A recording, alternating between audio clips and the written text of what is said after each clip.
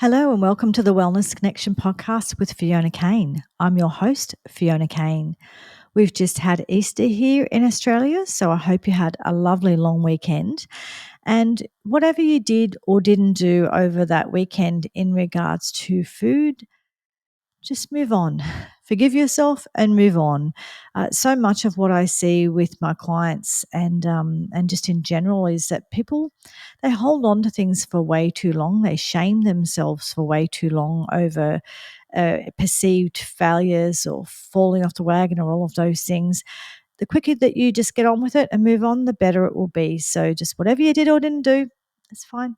Move on, because if we don't move on, then we can't get anywhere. And it's I've talked about it in other episodes, but when we look at things like emotional eating and when we look at shame around eating and eating patterns and things like that, what we see is it's when you get caught in that cycle of feeling shame that you did the thing, and then you feel shame, so you want to have more of the chocolate or whatever it is, and then you feel shame, and it goes around and around a spiral. So essentially, the quicker that I'm getting my notes, the quicker that you just let go of that and move on, the better off it is, because that causes a lot of stress in the body when you are holding on to stuff you shouldn't have done. So let it go. I won't sing that like the is she a princess in one of those? What's her name? I can't even think who she is now. You'll all be screaming at me because everyone with children will know who she is. Anyway, the princess that sings Let It Go. I can't remember her name. Elsa, maybe. Anyway, I don't have children. I'm not around it as much, but yes, millions of you will know. If millions of you were listening, I wish millions were listening. But on that note, please like, subscribe, and share so that more people do hear this podcast. So today, what I wanted to do is I just wanted to share a little bit of a personal story and just a little bit about something that I found useful. So, throughout my life, I have certainly had a certain level of anxiety. I wouldn't describe it as being maybe severe anxiety, because I've seen that in my family and what that looks like. And mine, okay, I was going to say it's never been crippling. When I was learning how to drive, it was actually crippling. I found that very stressful, and I was quite crippling then around that. It's never been crippling for me around my general life. Driving was the only thing that really, really I had a lot of anxiety around when I was younger. And I'm still not the most confident driver in the world, but I've been doing it for a long time now and I'm used to it. But yeah, I that is something where I did have a lot of anxiety, but it's never really affected me in my jobs or studying or going and enjoying time with my friends or anything like that. And I've never been one of those people that's had really full on panic attacks and that kind of thing. And it's probably because I've been around a lot of people with severe anxiety in my life. I didn't really recognize it in myself for a long time because, we only kind of notice. It's how we compare ourselves to other people, right? And so, if other people have a perceived worse version of something you have, you don't see it as being as bad. Anyway, so it is something I have lived with to a certain extent throughout my life, but luckily not severely. But I've just had my moments in there. And one of the things that I learned is I learned a lot about how to manage anxiety when you do have anxiety around things. And so, for starters, a lot of anxiety for me, if I do have anxiety, and for many people, is actually just around new things or trying something new or pushing yourself out of your comfort zone. And my experience is the more that you do that, the more you push yourself out of your comfort zone, the more comfortable you get with it. And essentially, it's getting comfortable in the discomfort. That's what we do. We get comfortable within that discomfort. So it is the more you do it, the more practiced you are, and the more regularly you do it, the better you are. And that's what I would also say too. Don't build yourself up to once a year doing something that is out of your comfort zone. Try and do something fairly regularly out of your comfort zone, whether it's weekly or monthly, but make it fairly regular, because it's one of those things that it's like the comfort muscle grows when you use it regularly, but then if you don't go to the gym for 12 months, the muscle retracts and you kind of start to lose your comfort again. So you've really got to keep using that muscle. It is like using a muscle over and over again, that muscle of pushing yourself out of your comfort zone. But a lot of my anxiety, when I do have anxiety, just comes from, it could be fear of failure, it could be fear of success, it could be fear of the unknown, or making a fool of myself, or just trying something new, whatever it is. And what I've tried to do is, what I do a lot of the time is just reframe that with excitement, because anxiety and excitement feel quite similar, but we interpret it in different ways, right? So when you think of those people who are really speed freaks and they're really into jumping off bridges and doing all those sorts of things, I think they have a very similar feeling. Well, from what I know, I don't know, I'm not one of those people, but I think that the only difference is they interpret it as excitement. They kind of go, yes, oh, I'm excited, this is fun. So that it's not that they don't get feelings of any kind of fear or any kind of feeling. It's just that the feeling that they get, they relate it to something exciting they're doing, and it's exciting and it's pushing the boundaries, and they're enjoying the feeling of all of the different hormones and things rushing through their body. So whereas someone else who's got a history of anxiety will read that, for those feelings, as being an anxiety attack, or as being anxiety, or as being bad. So a lot of it is how we perceive the event. And we do know that there's been studies on this where they have people doing exams. I think they did this study at Harvard University, and they had people doing exams, and they reframed it for them and told them that all of those feelings that they were getting were actually feelings of their body preparing to help them get through it, and those feelings of essentially of your body going into gear, getting into gear to help you manage the stressful event. And when they were able to reframe it that way, they were able to kind of go, oh, this is my body actually helping me do it. Fabulous, right? As opposed to, oh my God, I'm starting to have an anxiety attack, right? So the way that a lot of it is the way we perceive the feelings, and people with history of anxiety obviously have a lot of negative association with certain feelings in their body. So they have negative association with feeling that excitement feeling that can feel like anxiety. They have negative associations with things like a warm room. If it's getting hot, that often is associated with an anxiety attack, or it could be associations with other things as well, whatever it is that has been your triggers for anxiety. So a big part of it is reframing.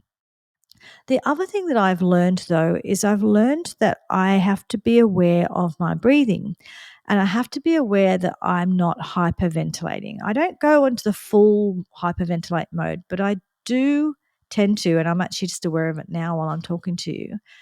I do tend to talk really fast, as I was just doing then.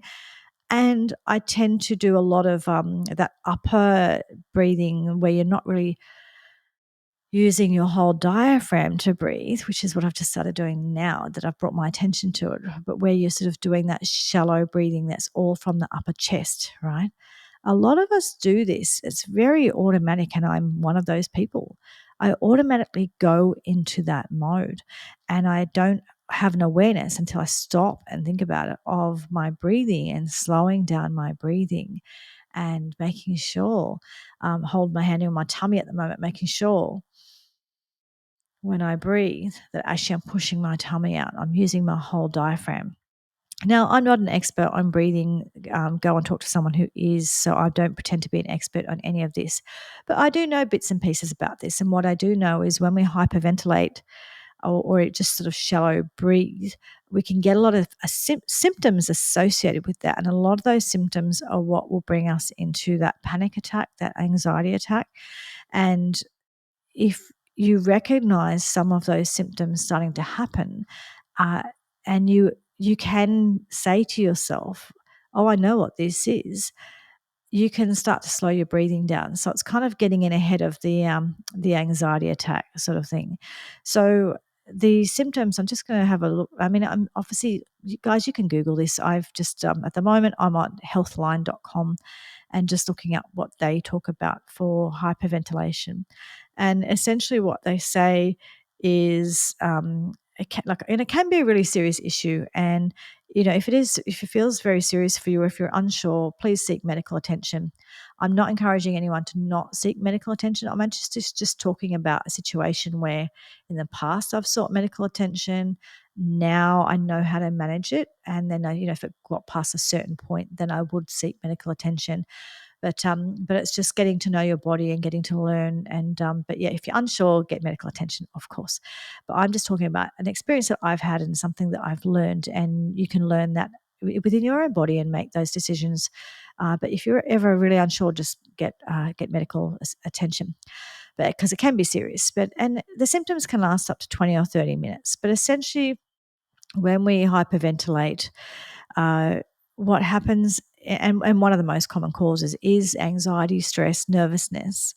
And I would say that's because we're doing this breathing, and we could be doing this kind of breathing because we're nervous, or we could be doing this kind of breathing because maybe it's just a habit. For so many of us, it's just a habit that we do that. So anyway, it talks about, I'm just going through here. It's rapid breathing or over breathing, fast breathing, and for me, it can be, I do a lot of shallow breathing. But essentially, what happens is when you do this quick breathing, you get an imbalance between the oxygen and the carbon dioxide, and it reduces the amount of carbon dioxide in your body. When you have low carbon dioxide levels, what happens is you narrow the blood vessels that supply the blood to the brain. And see, this isn't a good idea for a whole bunch of reasons. So we really want to make sure we are breathing well and slowing down our breathing, because when you think of all of the implications of not getting enough blood flow to your brain, it's a good idea to learn how to just calm the breathing. Calm the farm is a way of me reminding myself to calm it all down. So what happens is you can get lightheaded, so you start to feel kind of fainty, and you can get tingling in the fingers, and people can eventually loss of consciousness, things like that. Obviously, seek medical attention for those things, or if you see someone in that situation, do all of the usual first aid stuff and call an ambulance if that's what you need to do. So what they're saying is, and there's lots of different causes, and so obviously if there's other things associated with fevers or bleeding or things like that, obviously that's a medical thing. Deal with it in a medical way and get support. But what I'm talking about is that kind of thing where you just start to get all those symptoms and you realize you've just been breathing a bit fast, and there's no obvious reason, that you're feeling a bit anxious or whatever it is. So what happened to me quite a few years ago is I'll just have some tea actually as well, just because my voice is getting a bit dry. Hang on. Voice dry, throat dry, whatever. So what happened to me, and I've talked about this before, is in my 20s, I had a couple of small strokes, and they were associated with migraines, and they were relatively small compared to what happens for some people, but they were really big for me. They had a really big effect on my life, and I've got some visual field loss, and some a bunch of other issues, and essentially I've got permanent brain damage, and I've had to learn to live with some deficits in relation to having those strokes. What happened for me, and I think I have talked about this before as well, is for a long time after that happened to me, because I was only 23, 25 when all this was happening, for a long time I felt very anxious about it happening again. And, my grandmother died at the age of around 30 from a brain, and I think it was aneurysm, so a brain bleed. And so it felt very real to me that that could happen to me. And these things, stuff does happen, right? And it did happen to my grandmother. And so I felt very stressed and very anxious, and thought that there was a really big chance I was going to have another stroke, and this time I was going to die. And I used to, like, I'd lay in bed at night and hear the blood rushing in my ears and go, oh my God, oh my God. And of course you can hear that anyway. We've all heard that. But now it suddenly sounded sinister to me, and I felt like, oh, I'm going to die, I'm going to die.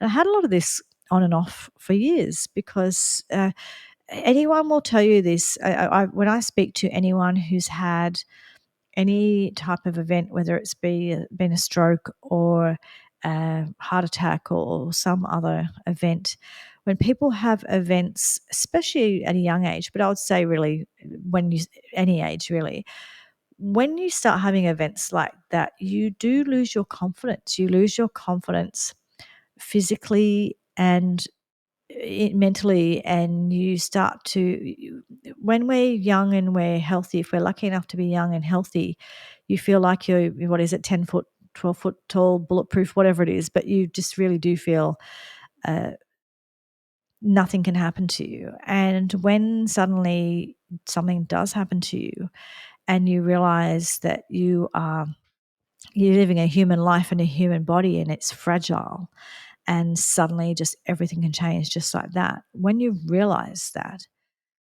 it takes a lot. It really takes a lot of your confidence. It sort of that takes the wind out from under your sails, might be a way of saying it. And so this is what happened to me, and I see it happen for a lot of people. Now, some people deal with it a whole lot better and just get back on and move on, and well done to them. And some people struggle with it for many, many years and everything in between. I had, I did go back to work within 6 weeks and things like that. But I just on and off, I struggled with this over the years. And I think it would be about 4 years after those initial strokes, I even admitted myself to hospital once because I was starting to have these symptoms. And what was happening is I was getting, my face was starting to go numb, my lips were going numb, and I think my hands, my arms. And I did admit myself to hospital. And the good thing and the bad thing about having had a history of having a stroke is you do get admitted pretty much straight away, which is very lucky.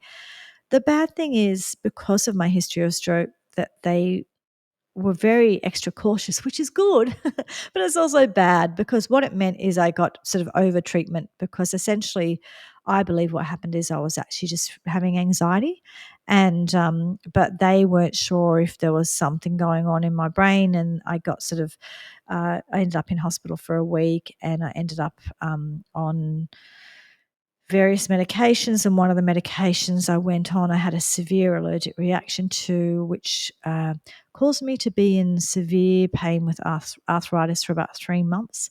So severe that I couldn't even hold a glass of water to drink the glass of water, and I was downing painkillers like nobody's business. And I had always been the person that didn't take them at all. And even though I suffered from migraines, so going from someone who didn't take painkillers at all to throwing them down. Yeah, so that was the allergic reaction affected like I came out in a rash, but also it affected my liver quite severely at the time, and yeah, like I said, arthritis, it was really crippling. So the results of me showing up to the emergency probably took me at least a year, if not years, to recover from that with the medications and all of the rest of it. Not having a go at any of the doctors involved, it's tricky when people front up with those things, and the hard thing is actually that with people with anxiety, people don't take them seriously when something really is happening. On the other side of it, people who've really had something happen when they have anxiety, sometimes it's hard to tell when it's anxiety. So it's tricky, right? So I'm not having a go at anyone. I'm just sharing my experience. So what I've learned is how to manage those feelings when they come up, and how to manage the difference between, do I go to the hospital or do I not? And one of the books I read that I found really interesting for this is a book called Astronaut, Astronaut, different name, The Astronaut's Guide to Life on Earth. And it's by someone called Chris Hadfield. My friend Linda Campbell, who's been on the podcast before, she's the one that told me about this book. Now, there's a lot of stuff in there about being pilot and flying and kind of technical stuff that I didn't find so interesting. But if you are into that stuff, you'd find it really interesting. But the part of it that I found really interesting is what he talks about in that book is he talks about preparing for the worst and then just getting on with it.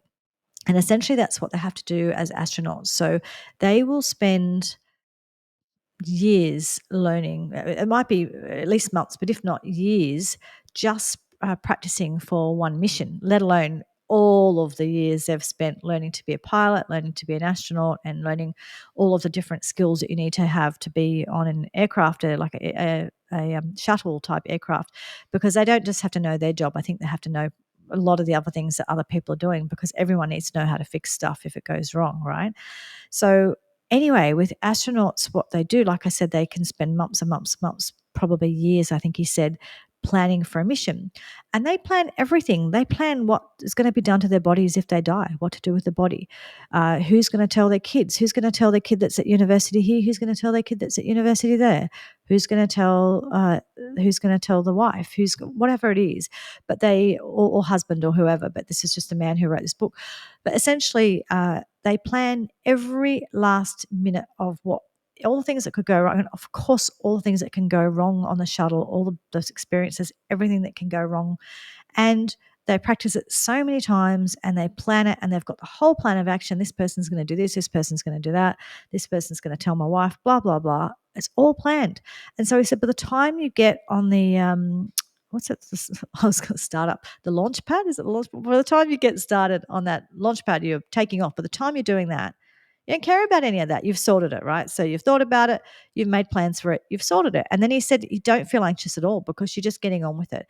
And they've got such strict protocols, the same as what sort of pilots do if something goes wrong, that they've got the protocol that you go through. So this alarm bells goes off, you do this. So they've got really definite protocols. They just go straight into the protocol. And um, and I found that sort of really interesting, that whole idea of sort of planning. And I actually, it really helped me with a client of mine who, not long after I read this book, I had a client who had a break in her home, and she had a lot of anxiety about it happening again. And so we used a strategy with her where we sort of said, well, what are our plans? What do we do if it happens again? Because I couldn't say to her, oh, it won't happen again, it can't happen, because it can happen. The truth is, in life, a lot of things can happen. So while it's good to largely put out of your mind that things can happen, because, so much can happen, and is it likely to? Probably not, with a lot of things. At the same time, if you've already had an experience like I had with the stroke, or she had with the break-in, when you've already had the experience, it's very definitely front of mind, and you cannot convince that person it can't happen because they've just experienced it, right? And it can happen.